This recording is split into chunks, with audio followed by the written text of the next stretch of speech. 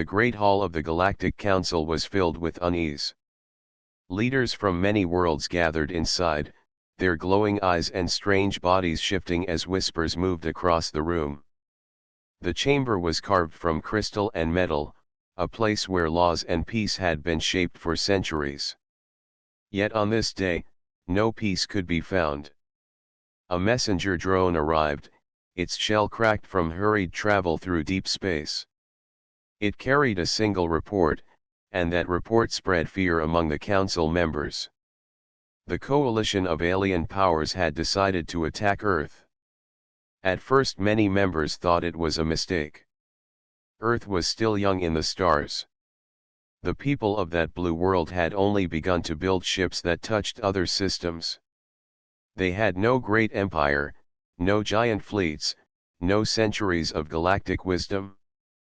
To the council, Earth was a new voice at the table, loud and eager but small compared to the vast powers of space. Still, some members shook their heads in disbelief. The decision to attack Earth was madness. Humanity had a history that other worlds did not fully understand. Their records told of endless wars, yet also endless rebuilding. They told of people who could be crushed and still rise again. That spirit, though often hidden, was what made the council uneasy. The report continued. A fleet of warships from the coalition had gathered on the edges of the solar system. They had passed the orbit of Pluto, moving slowly but without pause. Their weapons were ready. Their commanders expected the battle to be short. One council member, a tall figure covered in silver scales, rose from his seat. His voice echoed across the chamber as he spoke. They believe Earth is weak. They believe this war will end quickly. But they forget what humans are. Another member, small and covered in soft fur, replied with worry. Humans are reckless. They fight even when logic says surrender. That is why some see them as dangerous. Perhaps the coalition attacks because they fear what Earth may become. The room fell into silence again. Outside the chamber's walls, fleets of many races kept order across the stars. The council had always tried to stop wars before they spread. But in this case, no warning had been given. The coalition had not asked for the council's approval. They had simply declared their attack. On Earth itself, the news had not yet fully reached the people. Signals from deep space took time to arrive. A few scientists who watched the skies had noticed unusual movement. Satellites caught shadows far beyond Neptune, but they did not yet know the full danger. Inside the council, some members spoke in secret tones. They remembered the stories of Earth's past battles. Humans had fought not only enemies outside but also enemies among themselves. Their history was filled with pain, but from that pain came invention, strength, and unity when survival demanded it. One elder member whispered what many were already thinking. The coalition does not understand.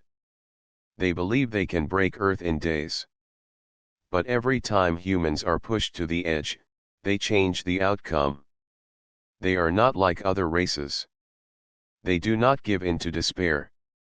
If the coalition attacks, they may awaken something far greater than they expect. Far across the stars, in hidden corners, traders and travelers spoke the same thought. They asked the same question. Was the coalition wise to attack Earth, or had they chosen their own downfall? Back in the Great Hall, the council leader finally spoke. His voice was calm, but heavy with warning. The council must watch closely.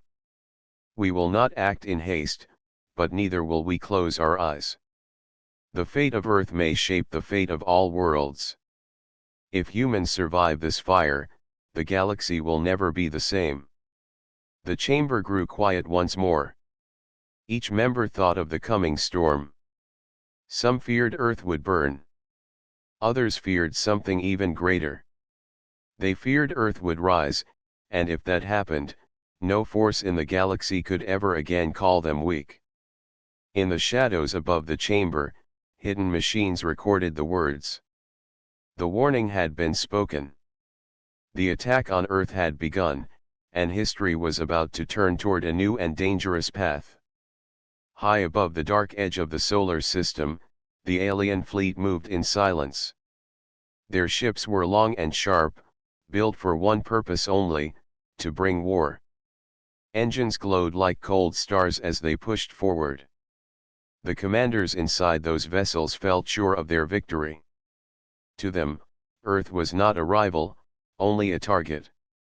The first wave of warships reached Neptune's orbit. Their sensors scanned the empty void. They expected no resistance this far from Earth. Yet even as they moved, humans had already begun to notice. On Earth, inside a control room deep beneath the mountains, a group of scientists and officers watched signals from space. A young man named Arun pointed at the screen. His voice shook as he said, "These are not comets. They move with purpose.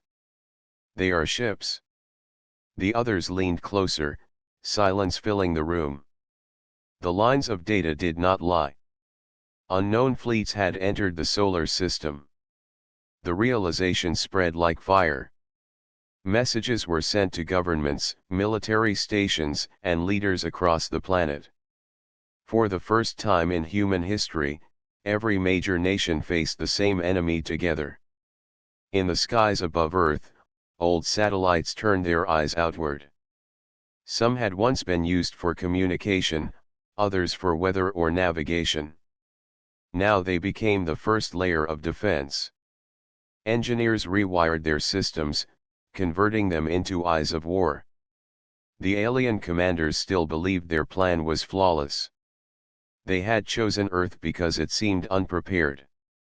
They did not know humans could turn weakness into strength with speed unmatched by other races. They did not know unity could rise from fear in only a few hours. Soon the first attack came. A group of alien ships launched blazing strikes toward Earth's outer satellites. Flashes of light cut across the void as machines exploded one by one. To the aliens, it was nothing more than clearing dust before the real war began. But on Earth, the destruction of those satellites was not seen as failure. It was seen as warning. People understood now that the danger was real. No longer whispers in a lab, no longer theories in a council chamber, but true war reaching for their world. Across the planet, armies moved into readiness. Old ships that had never been meant for space battle were taken from storage and rushed into repair. Cargo vessels were refitted with armor plating. Fighter planes were adapted to launch from orbit stations. Every factory, every workshop, every mind was turned toward survival. Among the people, fear and courage mixed together. Families looked to the sky with worry, yet also with pride.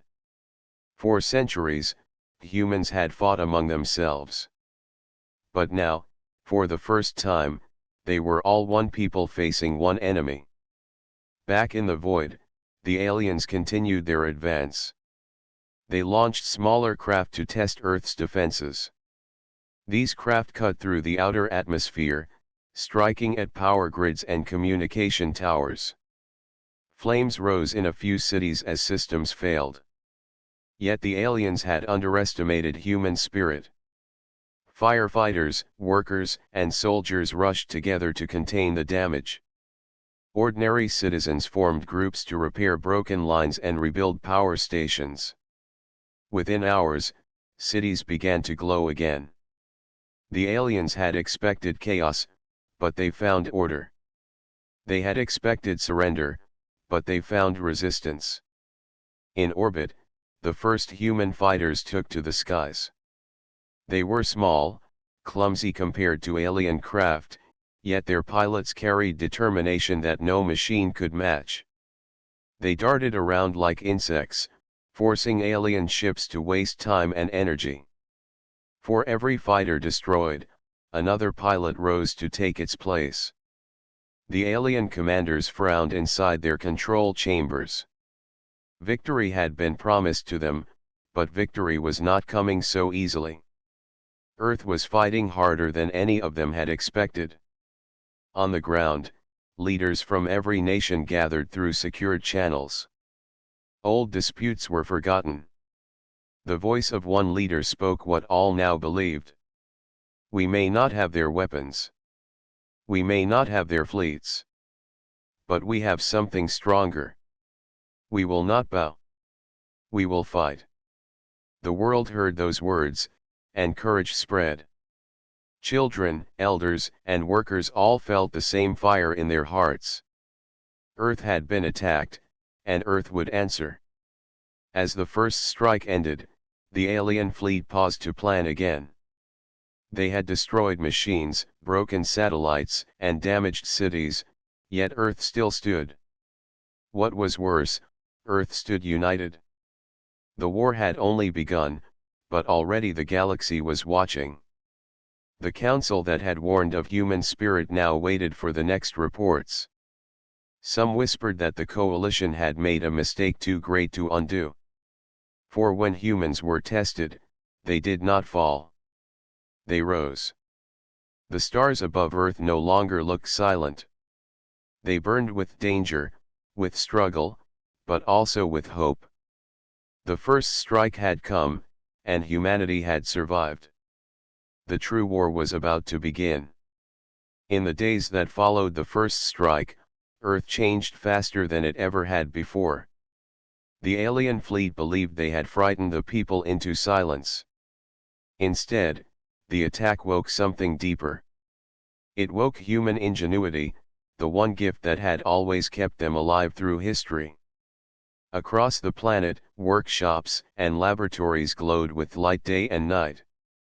Engineers, scientists, and workers gathered in every corner. They brought tools, scraps, and ideas, and they built.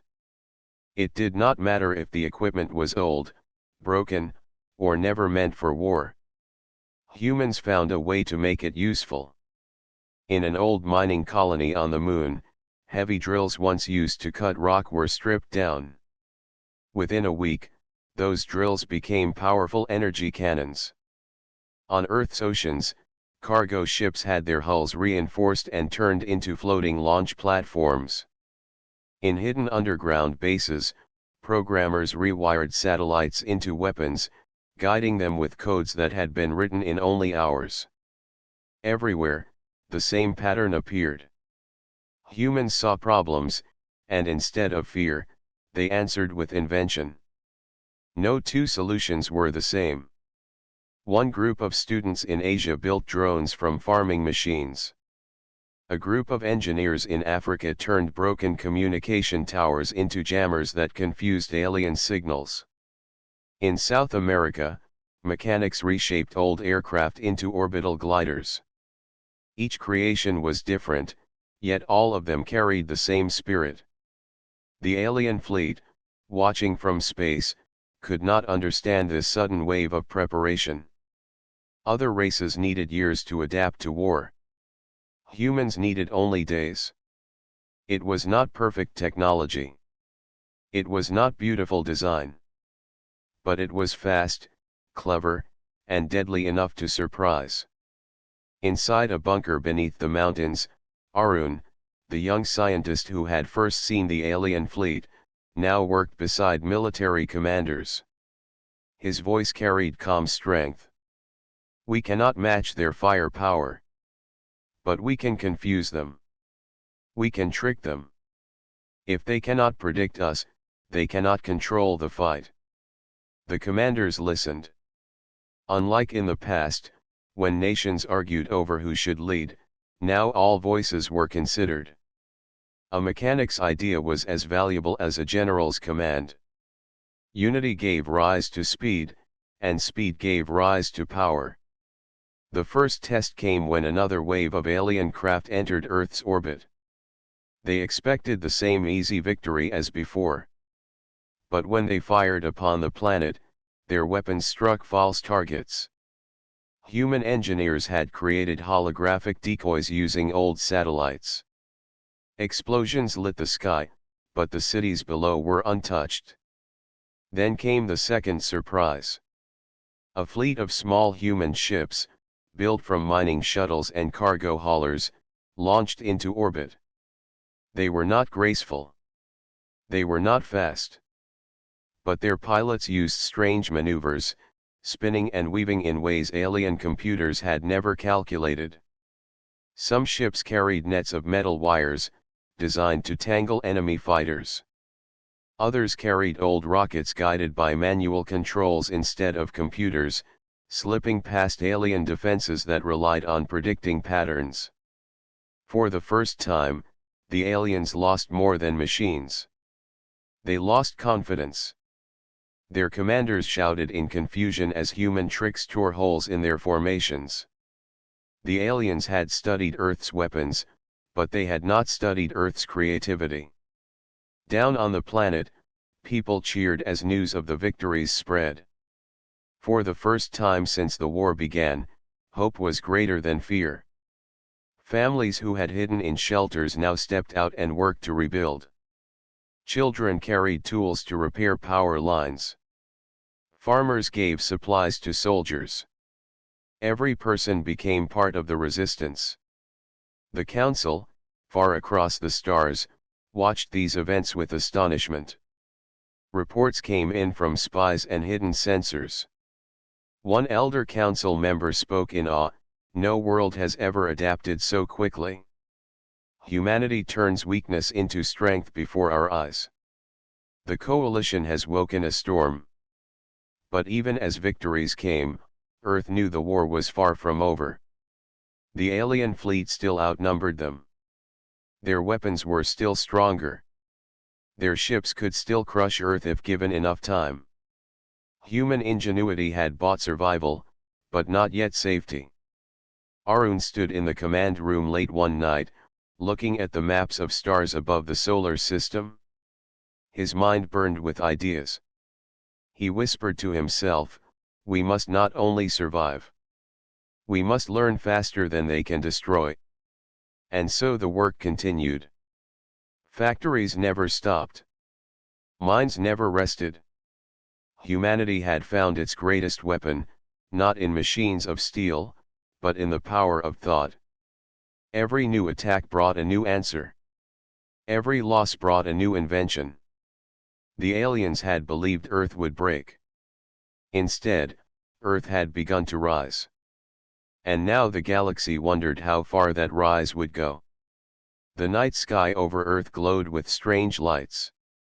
Far above the planet, the alien fleet moved again, confident that their strength would soon crush the humans. Yet on this night, something was different. The people of Earth were no longer only defending. They were preparing to strike back. In underground bases and hidden hangars, pilots gathered beside their ships. Many of the ships were built from scraps, made from old mining shuttles, cargo haulers, and even broken satellites patched together. They were not beautiful, but they were ready. The men and women who climbed into them carried a fire that no alien could measure. At the command center, Arun stood with the generals. His eyes studied the glowing screens that showed enemy movement. The alien fleet was sending a group of destroyers toward Earth. These destroyers had burned many satellites and stations already. If they reached the lower orbit, cities would suffer again. Arun pointed to a map. "We will not wait for them to strike. We will attack first. We will hit their destroyer before it enters range." The generals nodded. This plan carried risk, but every battle carried risk now. The order was given, and Earth's first strike fleet rose into the sky. The small ships cut through the atmosphere, their engines screaming as they climbed higher. From the ground, people looked up and saw trails of light crossing the night. They knew their defenders were rising, and they cheered, even as fear pressed against their hearts. Above the planet, the battle began. The alien destroyer scanned the area, its sensors sharp and advanced. Yet it could not read the movements of human pilots. The small ship started and twisted in strange patterns, rolling and spinning in ways alien computers had not been designed to follow. The first wave of human fighters struck fast. Rockets, built from old missiles, flew directly at the destroyer. Alien shields flared, blocking most of them, but one missile slipped through and struck the side of the massive ship. Fire burst from its hull, and for the first time, the destroyer knew pain. The alien commander inside roared with anger and ordered counterfire. Beams of light shot across space, cutting through 3 human ships. The pilots inside gave their lives, but even in loss, they cleared the path for the next wave. Human ingenuity showed itself again. A group of pilots carried nets of charged wires. They flew close to the destroyer, then released the nets. The wires wrapped around the enemy's sensor arrays, sending sparks through its systems. The destroyer's vision dimmed, and for a moment, it was blind. That was when the final attack came. A large human ship, once a cargo hauler, had been fitted with heavy drills from the moon's mines. The pilot drove it straight toward the damaged destroyer. At the last moment, he released the drills, sending them spinning into the hull. The drills pierced deep, tearing metal apart. Explosions rippled across the alien vessel. In the control room on Earth, cheers erupted as the screens showed the destroyer breaking apart. Arun's voice was steady, though pride filled his heart. "We have done it. We have struck them. This is our first victory." News spread across the planet within hours. From villages to cities, people celebrated. Children waved flags, workers rang bells, and families looked to the sky with new hope. For the first time, they knew the aliens could bleed. For the first time, they knew victory was possible. But victory was not only for Earth. Across the galaxy, eyes were watching. Traitors, spies, and council agents carried the story. They told of humans who turned cargo ships into weapons and destroyed an alien destroyer in their first true battle. In the council chamber, many leaders were silent. The elder with silver scales leaned forward and spoke softly. They said humans were weak. They said Earth could not fight. Now we see the truth. If humans can win one battle, they can win more. The alien coalition, however, did not celebrate. Their commanders raged at the loss of the destroyer. Pride had promised them an easy war, but reality now showed them danger. They began to understand that this fight would not be simple. Earth was not prey. Earth was a hunter that had just begun to show its teeth. Back on Earth, the fallen pilots were honored. Their names were spoken in every land. People wept, but they also stood taller, knowing those sacrifices had bought survival. The victory was small compared to the size of the alien fleet, yet its meaning was greater than any weapon. Arun, standing once more beneath the star maps, whispered to himself, "This is only the beginning. We have shown them our spirit. Now we must prepare for the storm that will follow." And so Earth worked again, stronger and faster than before. Factories built new weapons, scientists drew new plans, and pilots trained for new battles. The first victory had given hope, but it had also drawn the full anger of the enemy. The war was far from over. Still, for that one night, Earth stood proud. Against all odds, against all fear, humanity had risen and won. Far across the galaxy, in the Grand Hall of the Galactic Council, silence hung heavier than ever. The elders and leaders of many worlds had gathered to watch the reports from Earth. Holograms of human ships moving through space, striking alien vessels, and winning battles flickered in the air above polished floors. Many council members whispered among themselves. A species they had once thought small and weak had defeated a powerful destroyer. Not by numbers, not by advanced technology, but by courage, creativity, and determination.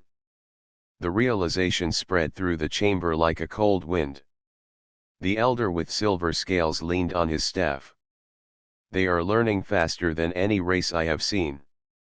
In days, they have built weapons, modified ships, and struck an organized enemy. If the coalition continues, they will face something they cannot control. A soft voice from across the hall replied. We underestimated them. I warned the council that humans are dangerous, but we all believed our words were exaggeration. Now, exaggeration is reality. Whispers turned into serious discussion. Some council members had begun to fear humanity more than the attacking coalition. The aliens had made a grave mistake. They had assumed Earth would break under pressure. Instead, humans were proving something unique. Every setback, every attack, only made them stronger and more creative. One council member, small and covered in brown fur, raised his hand. If humans continue this way, they could change the balance of power in the galaxy. They do not fight like other races. They do not surrender, and they do not follow the patterns we know. We cannot predict them. We cannot control them. A few others nodded, concern in their faces. The coalition may have believed in their technology, their training, and their strength, but humans had something alien fleets had never faced, the ability to adapt instantly, and the courage to risk everything to survive. Reports continued to arrive. Humans were already preparing their next moves. Ships were being built and armed. Satellites were being rewired. Entire cities were joining in the effort, turning industries into war machines. And still, the humans smiled, laughed, and encouraged one another. The alien coalition had only angered them. The council chamber became filled with tension. Some argued that the humans should be helped, that the coalition needed to be stopped before it destroyed the young species.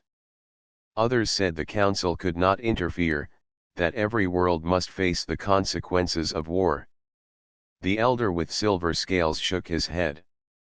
Interference will not change what is happening. The humans will survive or fall on their own. But know this, if they survive, nothing will be the same. They will rise stronger than any other species. A younger member spoke, nervous and unsure. Do you think they can win against the full strength of the coalition? The aliens have numbers, firepower, and experience. The elder's eyes shone with warning. They do not fight like other species. The council has watched them adapt, innovate, and unite in ways no one else could. If humans continue, even the strongest fleet may not defeat them. They are unpredictable. They are clever. They are determined. That is why fear spreads here, even among those who sit safely in the council. Council members looked at each other in silence.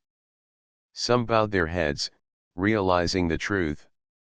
Humans had been underestimated, and underestimation was a dangerous mistake. Across centuries, no species had risen from near destruction to threaten the expectations of the galaxy in such a short time. The discussion shifted to strategy. Some members suggested sending envoys to Earth, offering help and guidance.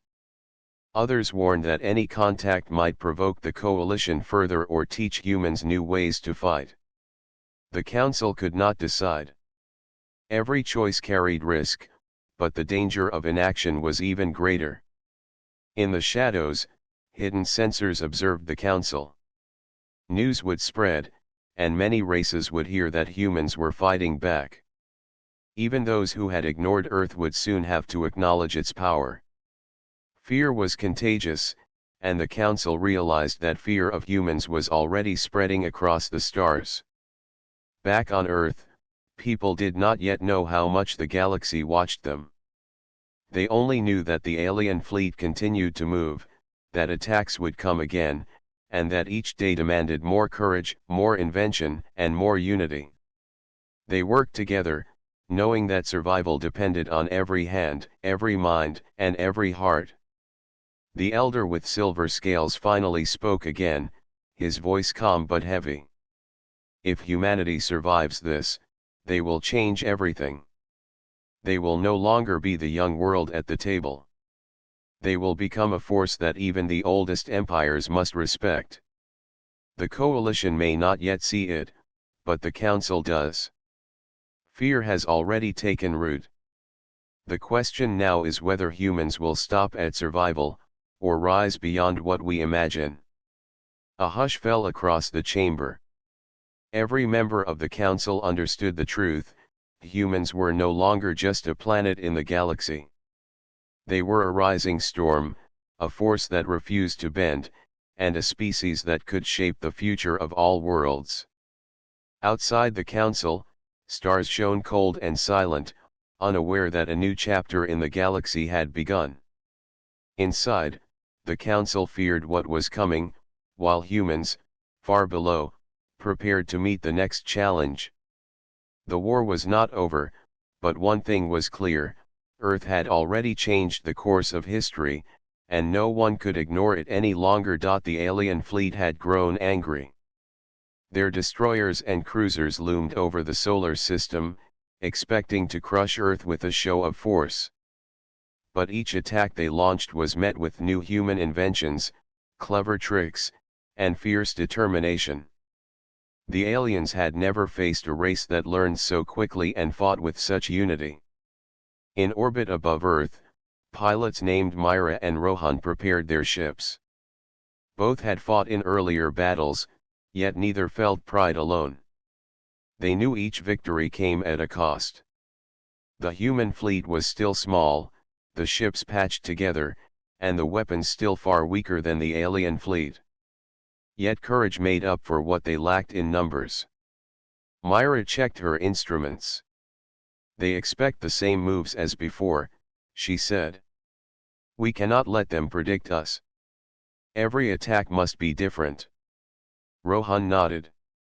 "We have to keep them confused. If they do not understand us, they cannot win." Below, scientists worked alongside engineers. Satellites, old rockets, and mining equipment were transformed into instruments of war. One team had created a network of drones that moved like flocks of birds, invisible to alien sensors until they struck. Another had developed energy nets that could disable enemy weapons without destroying their ships, giving humans more chances to attack and retreat. On the surface, cities became hubs of preparation. Civilians assisted in repairs, communication, and supplies. Each person, from farmers to mechanics, contributed. Humanity had discovered that survival was not the task of soldiers alone, it was the work of all people. The next alien strike came fast. Warships plunged into the upper atmosphere, firing beams toward Earth's orbit stations. The humans responded with speed and creativity. Drones swarmed in patterns the aliens could not calculate. Decoy satellites moved like phantom fleets, drawing fire away from real human ships. Myra and Rohan led the orbital assault. Using new maneuvers, they darted between enemy vessels, striking weak points identified by Earth scientists. Some alien ships were slowed or damaged, forcing their commanders to retreat and regroup. For the first time, the humans were not only defending, they were controlling the battle. On Earth, people watched the sky and cheered. This was not the war they had imagined when the first attack came. This was a fight of intelligence and courage. Humans were learning faster than their enemies. Each small victory gave them confidence, and each innovation made them more dangerous to the alien fleet. The alien commanders were frustrated. They could not understand how Earth kept adapting. Every strategy they had practiced and every simulation they had run failed against human unpredictability. They relied on strength and calculation, but humans relied on creativity, cooperation, and courage, things no machine could measure. In the council chamber, leaders observed the reports with growing astonishment. The elder with silver scales spoke quietly to those near him. The humans are not just surviving. They are changing the tide. Every attack against them becomes less effective. Every defense they set becomes stronger. If they continue like this, the coalition may lose, not because of weakness, but because of human determination. Back in orbit, the human fleet struck again. This time, they coordinated an attack combining energy nets, decoys, and heavy weapons mounted on modified cargo ships. An alien cruiser was damaged severely, forced to retreat toward the outer system. For every loss the humans suffered, the aliens lost far more. On Earth, families listened to the news and celebrated carefully. They knew the war was far from over, yet the hope that had been small now burned brighter. Every engineer, every soldier, every citizen felt that they were part of something bigger than themselves. They were shaping the tide of war. Myra and Rohan returned to Earth's orbit stations after the battle. Their ships were scratched and battered, but their eyes shone with determination. "We are not done," Rohan said. "We must continue to innovate. They will come again, but so will we, stronger each time." The scientists nodded. "We have learned what we can do," one said. "We have learned that numbers are not enough against a united, clever mind. Humanity can turn weakness into power." The alien fleet retreated to reorganize. Their commanders understood something the humans had known all along: this fight would not be simple, and victory would not come easily. Every battle now carried risk, and every move the aliens made was watched, analyzed, and countered by people they had thought weak. As night fell on Earth, people looked to the stars with pride and hope. For the first time, humanity knew it could not only survive in the face of impossible odds, but it could also change the flow of events in the galaxy. The tide had turned. The aliens had expected an easy conquest, but Earth had fought back with courage, unity, and unmatched ingenuity. The war was far from over, but the balance had begun to shift. Humanity had shown the galaxy that it was a force not to be underestimated, and that force was only growing stronger. The skies above Earth burned with light as the final battle began.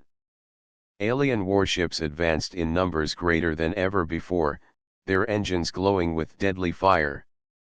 They expected the humans to break, just as they had hoped at the beginning. Yet Earth was no longer a frightened planet. Humanity had learned, adapted, and risen. On the ground, leaders and citizens alike worked tirelessly. Factories produced new ships and weapons faster than ever.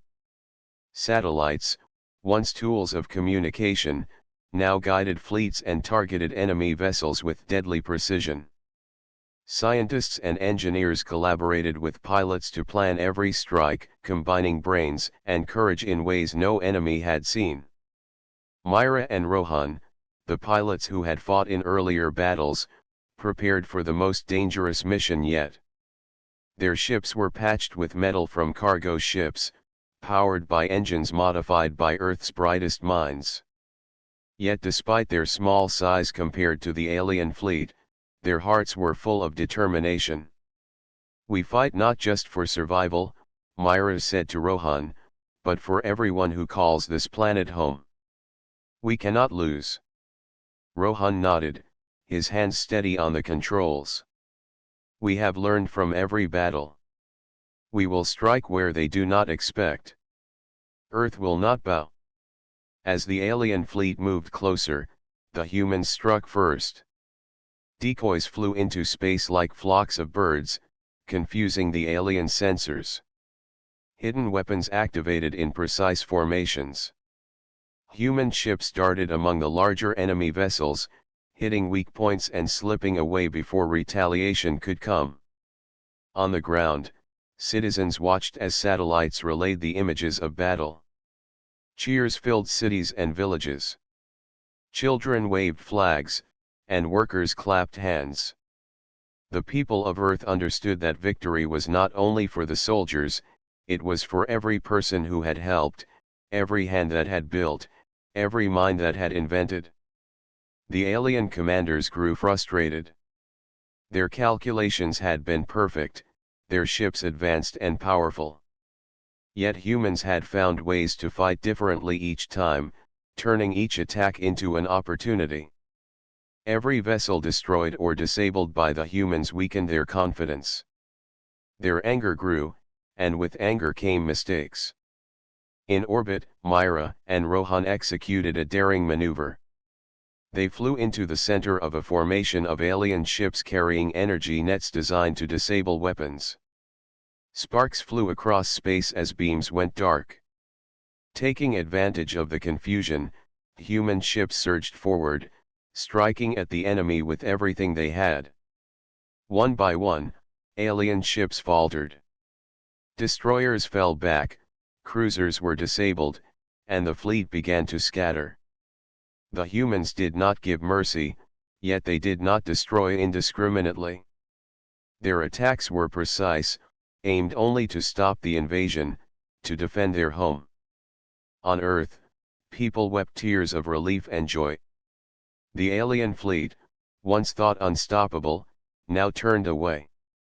Humanity had not only survived, they had forced the enemy to retreat. Their ingenuity, courage, and unity had proved stronger than any weapon. The Council, watching from afar, was stunned.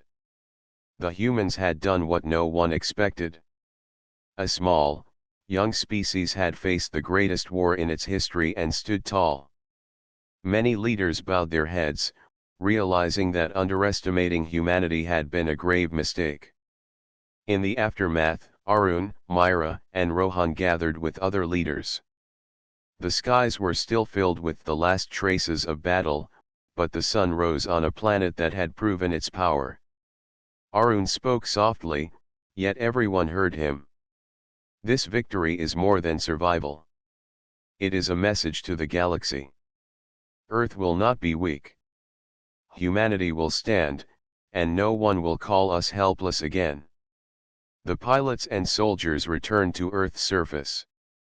Citizens greeted them with cheers, flowers, and gratitude.